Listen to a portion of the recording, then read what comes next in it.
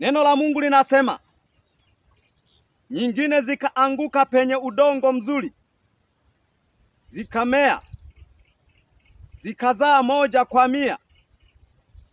Alipokuwa akinena hayo, alipaza sauti akisema, mwenye masikio ya kusikia na asikie. Wanafunzi wake wakamuuliza, maana yake ni nini mfano huo?